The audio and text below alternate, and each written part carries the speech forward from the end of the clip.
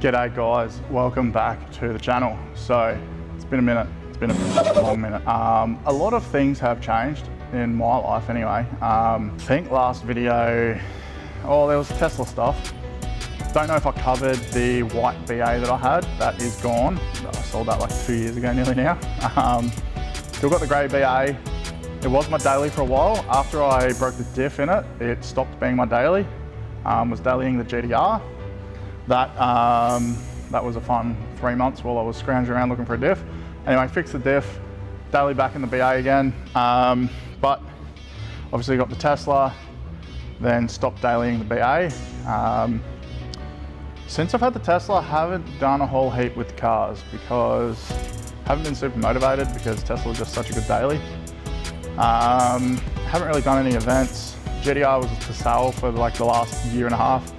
Finally sold that a couple of weeks ago, which freed up some garage space. The BA is back in the garage. Sort of still unsure on plans with that. I've been keeping an eye out for like some gears and ZF cars and something like that to wreck out and maybe do a ZF conversion and a full gear interior. But sort of stumbled upon another BA on Marketplace, as one does when they're a Marketplace whore, and bought myself this black BA. So I'll show you why I got it cheap and what we're fixing on it today. So there's some BA content coming back. It's just not the car you probably thought that I was going to be working on. But yeah, anyway, so hopefully you guys enjoy the video anyway. And the grey BA hasn't gone anywhere. I'm coming to the realization that I just don't know if the project will go ahead. I considered originally when I bought this one, like, yeah, let's throw it all in the grey BA. Then I just really started thinking, yeah, I owned it, whatever, back in the day. It is a bucket of crap. It's really pretty rusty. I'm really starting to think maybe it is time to move it on. Maybe it's time to sell it to someone else. They can enjoy it for the sleeper it is. I basically just take my dog to the vet in it once a month because then I can get dog hair in that and not really care. It is in, it's not in the worst condition. There's plenty of worse Falcons out there, but when you see this car, it just doesn't make sense to pull everything out of this and put it in that one. But anyway, we'll run through some of the stuff in this and get into the video. Also, it won't be a step-by-step. I'm here on my own. Don't have a camera bitch today, so I'll be trying to set up the camera as best I can. It's literally zip tied to a Joby mount right now because I don't actually have a mount for it. At least I have a mic, so the sound shouldn't suck too bad. But yeah, we'll get into it.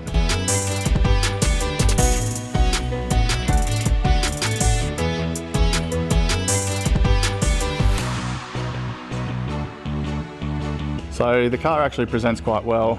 Definitely looks like someone's done all this rear end work recently. It's got new bump stops, new diff bushes, all three. Can't really see that one, but it's definitely new. It's got new link pins, D bushes. It's got new shocks, new toe arms, control blades are new. It's got your typical, some idiot tried to jack it up off there. It's got new top control arms, camber arms. Don't think they've been changed. The inners have been changed. It's just a twin 2.5 inch exhaust. Nothing too fancy back here. Diff looks like it's been resealed. Has a broken CV. So now, aftermarket tail shaft. Not the biggest or best tail shaft I've ever seen. Looks like a standard one pretty much, but it's not connected to a standard gearbox because she's got turbo 400. Unsure on specs. If anyone knows the car, let me know. I believe it was built by Empire back in the day. I have sent them a message. They have not replied. So yeah, obviously tail shaft. Obviously oil leaks because the Falcon. The box is leaking a little bit and looks like the sump and the turbo drain's also leaking. Twin Peerberg Plazzy fuel system, so that's good for whatever power I'm going to push. Exhaust is a little bit funky. Has a cutout. I'm assuming at some point it might have had a valve there and a side pipe, but for now it's just a dump pipe that if you just take that cap off, it's loud. Built engine by the EMR 1000. Again, no idea on specs. Stock suspension in the front, nothing fancy. Obviously external gate, screamer. New alternator, because I'm guessing power steering pump used to leak. Typical leaks from the oil drain and stuff. It is a BF motor or something, or an FG motor maybe, because it's got a 516, not a Z9. Now, this is the shittest part. It has a like 600 by 300 by like 50, maybe a 75 intercooler, Phoenix intercooler. That was said in the ad that it's a limiting factor on power this thing can make. Has got a transcooler, Turbo 400, which is just hardwired to always on. I will probably run that that switch through the Haltech, so you can set that up on a bit of a temp switch. Put a temp switch in the unit. It doesn't have a gear position sensor, so I'll add one of those as well. I'll drop the hoist down and we'll show you the engine bay. Now, engine bay is a little bit shinier and nicer than the rest of the car, but we've got a Plasman top plenum. I did ask in the ad when this was for sale if it was a billet plenum. He said yes, but came to find out. I pretty much bought the car sight unseen, the price I got it for. I didn't actually buy it off the guy who had the listing. The car went sold that night. I missed out on it. Actually was able to pick it up a few days later from someone else for a bit of a cheaper price. So that's why I don't know a heap of details about it. It has changed hands a few times. It's got a Elite Pro plug-in, external map sensor, I think it's just a 3-bar. Airflow fuel rail, 2400cc injectors, GFB reg. I will probably fix that up because it's got a boost gauge or something running to the reg reference, so I'll just run that direct to the manifold so it gets a cleaner signal. FG coil cover and, rocket cover and coils. It's got a PSR 7982. Don't really know what they were thinking here with leaving the battery there. It's absolutely stupid intercooler piping, and they've had to cut a hole in the panel just to run the piping. Probably would have relocated the battery and run that piping downwards. Plenty of room to go under the car anyway. Yeah, obviously external gate and all that. So yeah, not 100% sure on engine specs. EMR 1000. I think the ad said it might have been concrete filled, not 100%. Hopefully I can hear back from Empire Elite, that's it. Yeah, so plans are basically, I'm gonna clean up this cooler piping probably a bit better. Change the intercooler, probably go with a Plazzy Stage 3, the Process West Stage 3. Maybe Johnny Tig if I can ever get a message back. At this stage, I won't be changing anything straight up. I just want to get the car running properly, driving, data logging, see what it actually needs first before I go just blowing money on things it might not need. Plan is to run 8th mile, lakeside, and no prep events and stuff like that. Do a little bit more competitive racing, a little bit more track tuning, that sort of stuff. Just something more to learn a bit more with the Haltech tuning and stuff. I don't get a heap of chance to play with these at work. Most stuff we do is stock ECU, so a lot of the cars we build here are just street cars mainly, so I don't get a whole heap of race car stuff to play with, so it'd be interesting to teach myself some new stuff. And yeah, we'll start pulling this axle out and get that swapped over. And then if I get time today, I might chuck it on the dyno, do some ramps. I can run you through some stuff in the tune.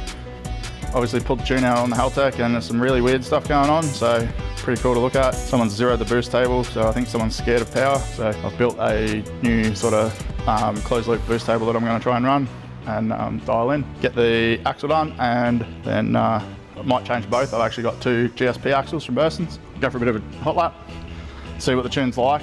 Obviously till you drive it and data log it, there's no real way to tell. Also might chuck some plugs in it, chuck it on the dyno, see what happens.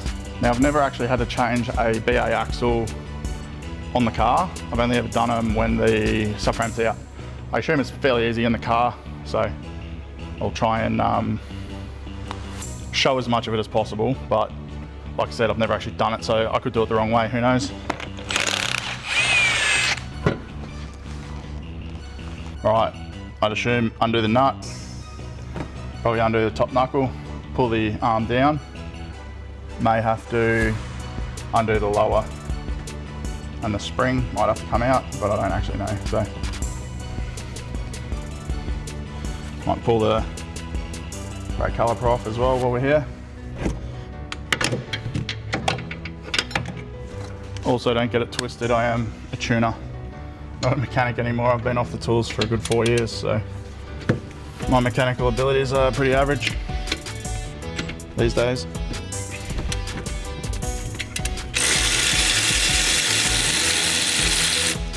I will basically work like a second-year apprentice.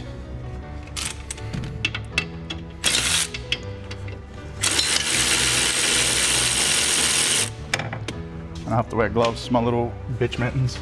So here's your first issue, typical BA. Grab the camera and show this in more detail. So obviously no one's greased these pad sliders. So one pad wears really fast, one doesn't. If you look up here, that slider's been ferrule, so I'll be giving those a grease today. Also looks like a caliper. I think this whole subframe's come from a wrecker's maybe, because it doesn't really match the rest of the car. Everything's brand new in it.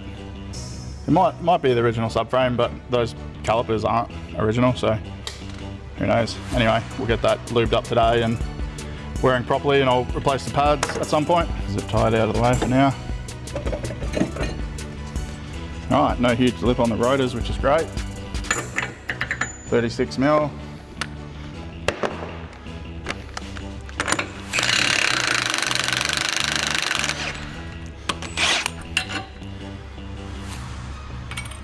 Those threads were a little rusty, but they look like they've been sprayed recently.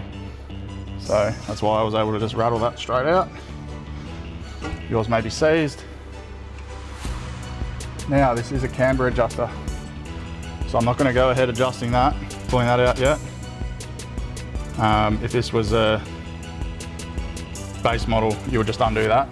But this one is a camber adjuster. I might mark that. Or maybe just undo the bottom. Probably easier. Just get rid of this ABS sensor. I do think I'm going to probably have to undo this top arm, will probably be the easiest. Might just mark it. Hope it goes back in the right spot. Did already have a little mark on it, but we'll go with double mark. Might give myself a hammer and belt that out first. Just make sure that the CV starts moving. First stage, plastic hammer.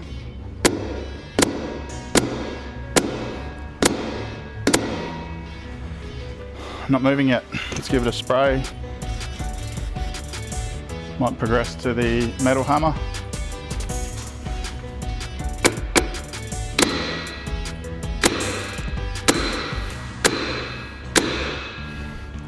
All right, that started moving it. Give it another spray. Got a lot of rusty shit coming out of there now. And go back to the plastic hammer so we don't absolutely destroy the end of this axle.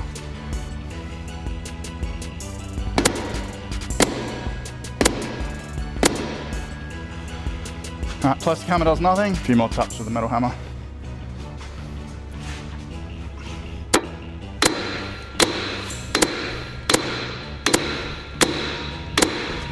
It is still moving. Might rattle that nut back on, pull it back through the rust, try and break that rust up.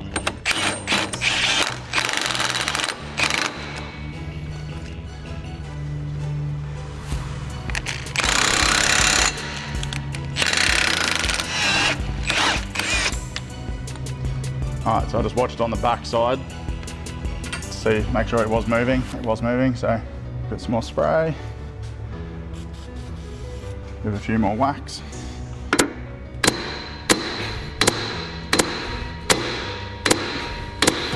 That'll probably do for now. Might start pulling the rest of this down a bit more.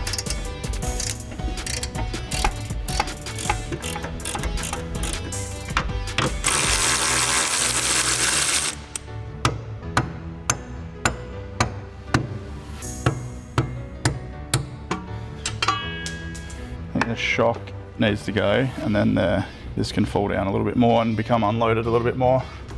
Like I said, I haven't done this on the car, so the way everything loads up will be a little bit different to what I'm used to.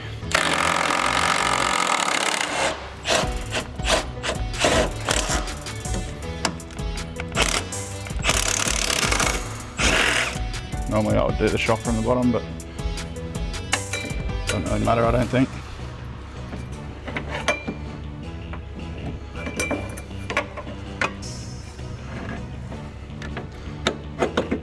It's unloaded, ain't going anywhere. Might do the bottom as well, just in case.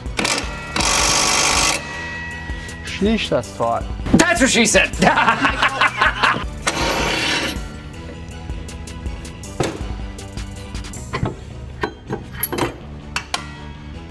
Right, shock out. Now it's really loaded up here. Not really sure why. Might drop the other shock. Save dropping the sway bar for now. And drop the other side down, see if we can get the spring out. Right, I've dropped the shock off the other side. It has freed up this ever so slightly. So I should be able to pry this bolt out now.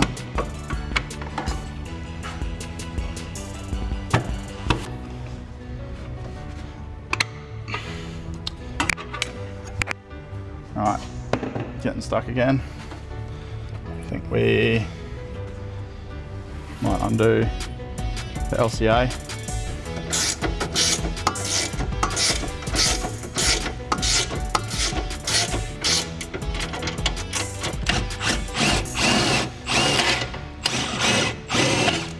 Might pull the control blade off now.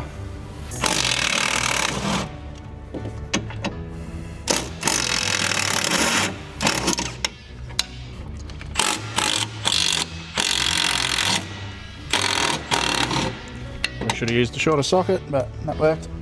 Now, there's only one arm holding that knuckle in now, so I shouldn't have too much dramas getting that pulled out now. Nice and easy. Now we can belt this axle out. There is another way you can do this without using a hammer. I have successfully used a 3-job puller behind this to push into that, but from memory it can pull the stub axle out of the bearing. Then you need to do a wheel bearing, but not the end of the world. But let's give this a good old whack and see what happens.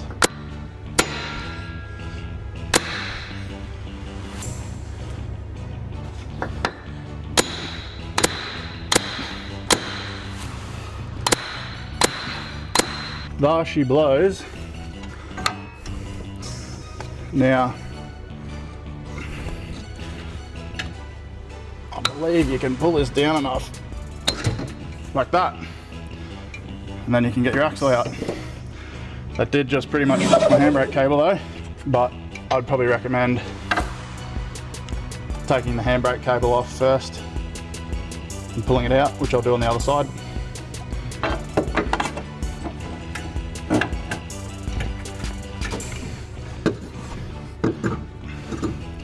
I might just zip tie this knuckle up so that we don't put any more pressure on that handbrake cable. Oh, no, okay. It's down. Right, now we hope to shit. We can just pry the axle out of the diff. Now I did go ahead and just unbolt this handbrake cable. It was just the 2 10mm there. I was able to flick it out. I've given the hub a quick spin, feels pretty good, not notchy or anything, so I'm not going to be changing the bearing out today. Obviously those playing at home, if your wheel bearings, now's a great time to change them.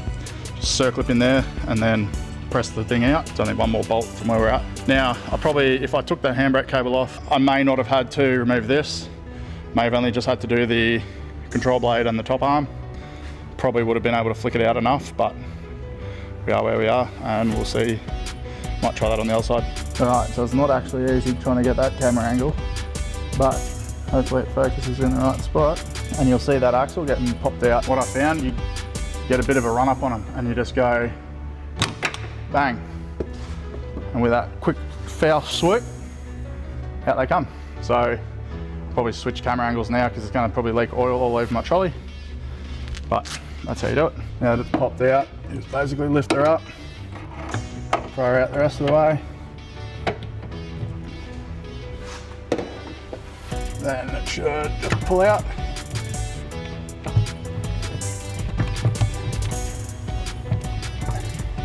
Except it wants to be a bitch. Oh, she is proper. Not supposed to be indents of balls there. Fully cooked, so I'll pop that boot off and show you what's happened. All right, our bench situation's a little lackluster at the minute at work, but you get the idea.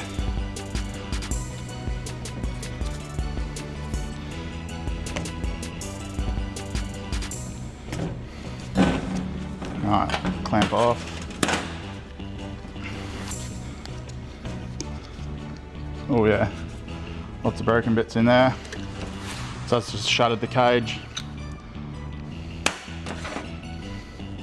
All the balls and cage are in there.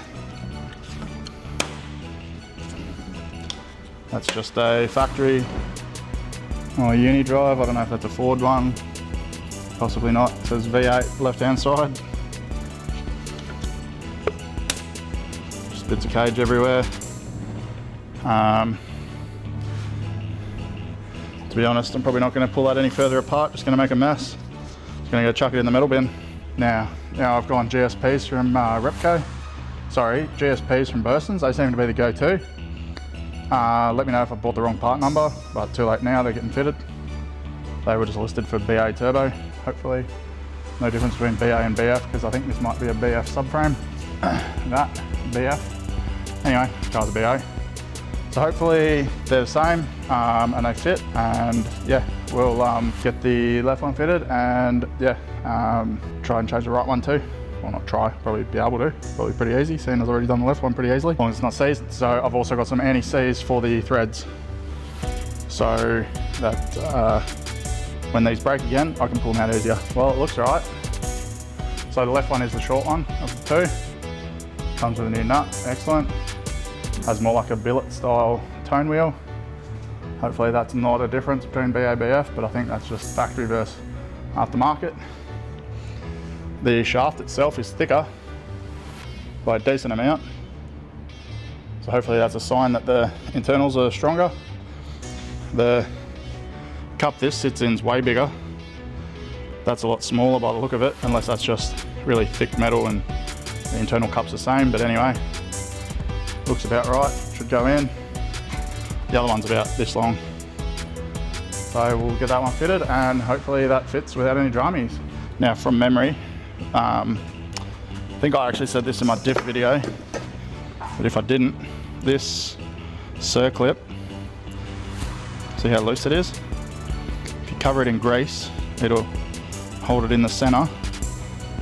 It's less likely to sort of, you know, stick out like that.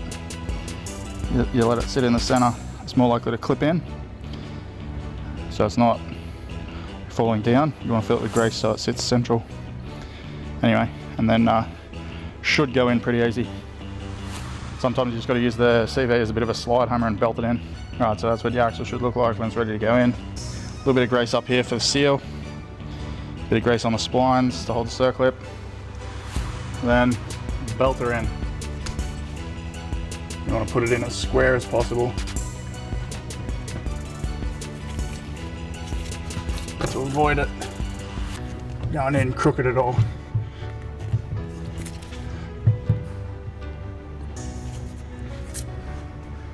Alright, now I'm going to get my plastic hammer, give it a bit of a whack.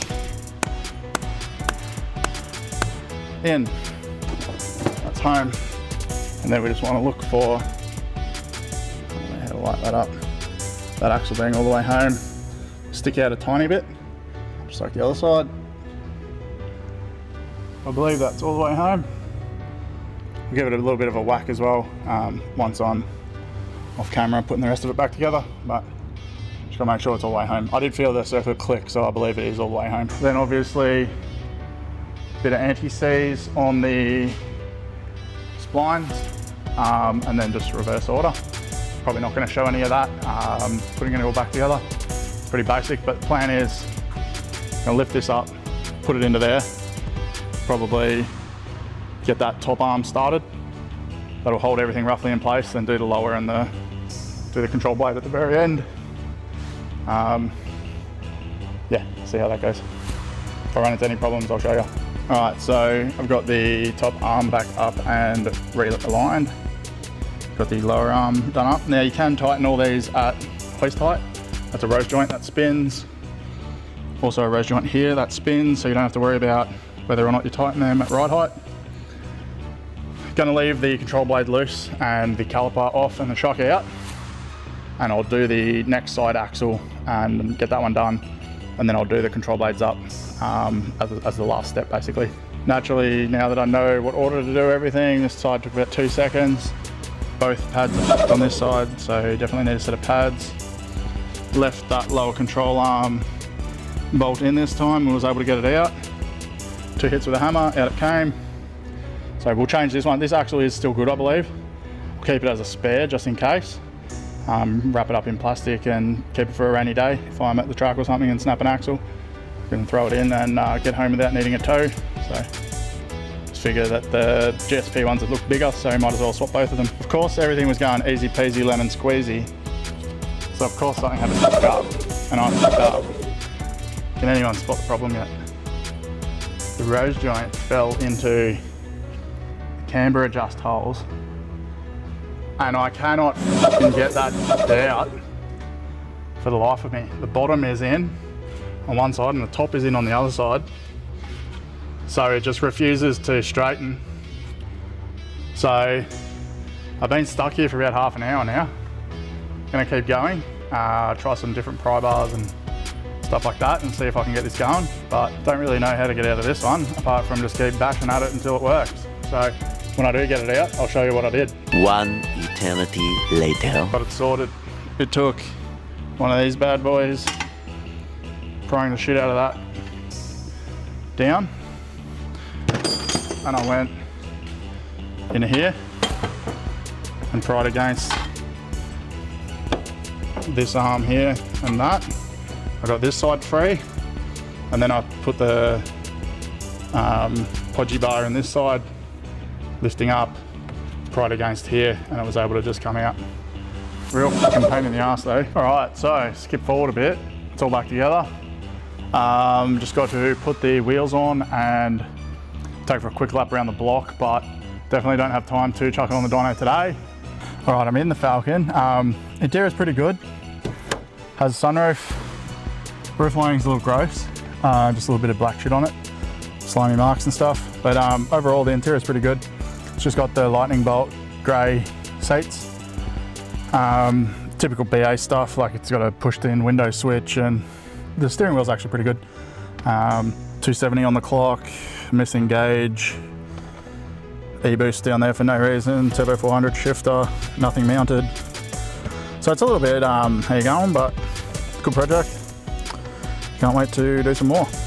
Just going to plug the laptop in, do a bit of a data log, park it out the front, get it warmed up, make sure the fans work and all that sort of stuff, because the other day when I was in it, I don't think the fans are working. Have got a fan override on the Haltech, I'll just make sure that's all working. It could just be a relay, could be the fans, who knows. I do have other fans in the BA, in the grey BA I can test, so I'll, if these fans don't want to work, I'll chuck those ones in and see if they work in the car. One thing that is weird, it's set up for, I always forget where this is. I think it's in fuel tuning. It's set up as base fuel pressure 65 PSI, which is a little bit odd. Like when running, it is probably close to that.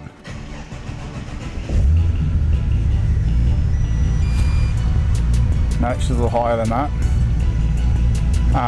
Yeah, it's like 550 kPa when running. So 4 bar is usually 58 PSI, so I don't know why. Let's go to units and kPa, so I'm not yapping for no reason. Yeah, so base fuel pressure is set to 550 kPa. I don't quite know why someone's done that. Now lost my little window I was just looking at.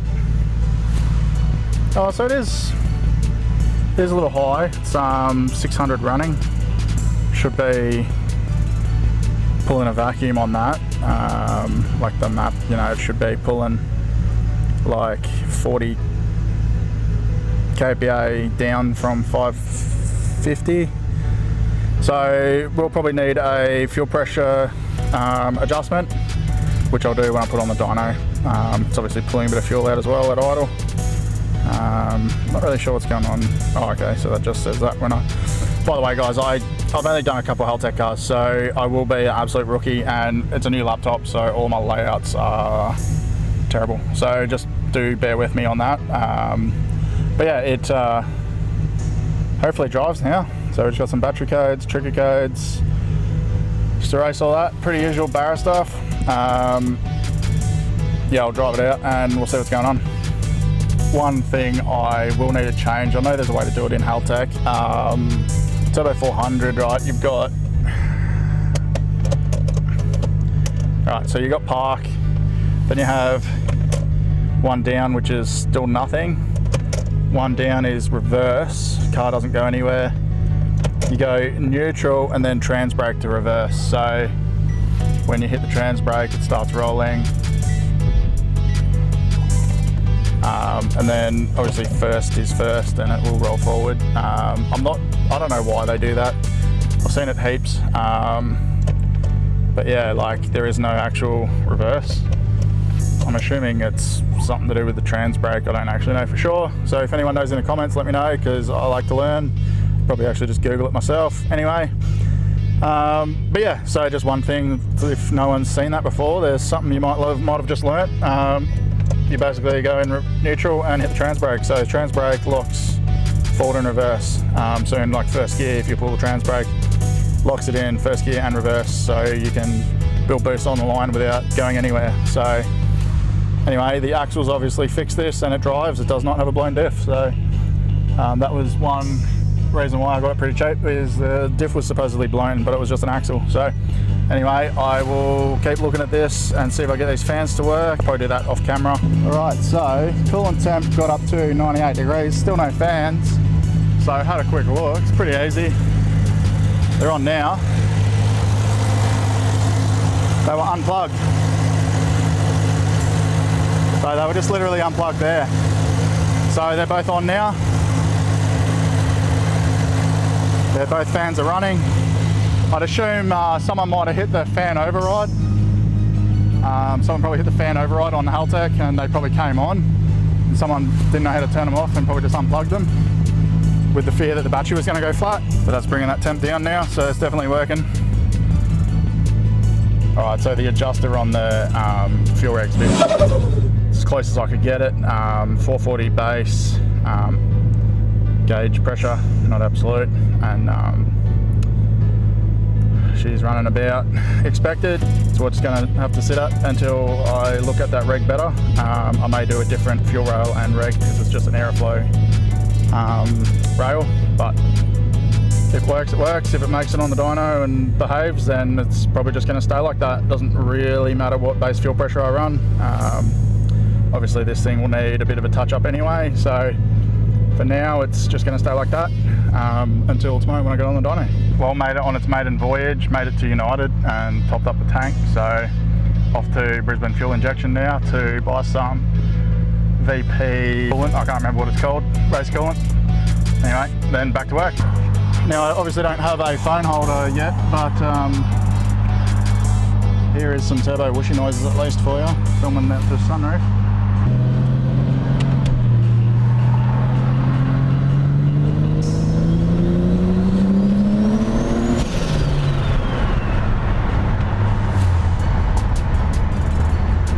We get so far because I haven't actually had a chance to look at the tuning anyway.